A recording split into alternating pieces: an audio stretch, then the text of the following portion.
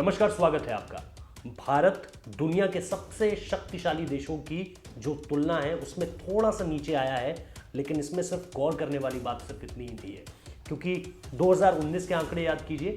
2019 में भारत की जो रेटिंग थी वो 41 पॉइंट की थी, और ये सिडनी से खबर आई है जो द लोवी इंस्टीट्यूट ने जारी की है।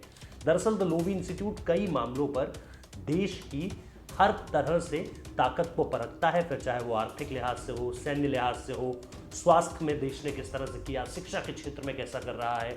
ये सारी चीज़ें जब जांची परखी जाती है उसके बाद द लोवी इंस्टीट्यूट एक रिपोर्ट जारी करता है। ये रिपोर्ट दरअसल ये बताती है कि दुनिया के कौन से देश इस वक्त पे सबसे ताकतवर देश है। जिस भी देश की रेटिंग 40 से ऊपर होती है वो देश ताकतवर देशों में शुमार रहता है। अमेरिका हर साल की तरह इस बार भी नंबर 1 है, लेकिन इसके बाद जो एक अहम जानकारी सामने निकल कर आ रही है वो ये कि भारत 39 पॉइंट में कैसे आया।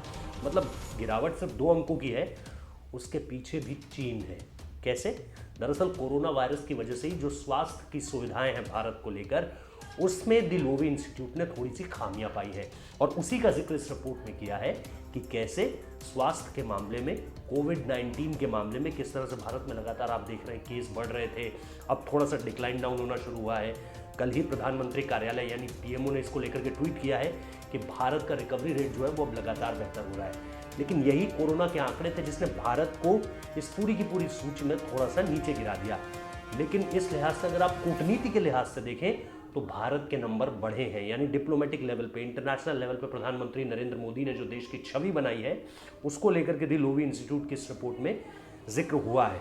और ये जिक्र ये बताता है बहुत अच्छी तरीके से कि भारत ने किस तरह से डिप्लोमेटिक लेवल पे अपनी ताकत को बढ़ाया है, और ये इस रिपोर्ट में बात बताई जा रही है।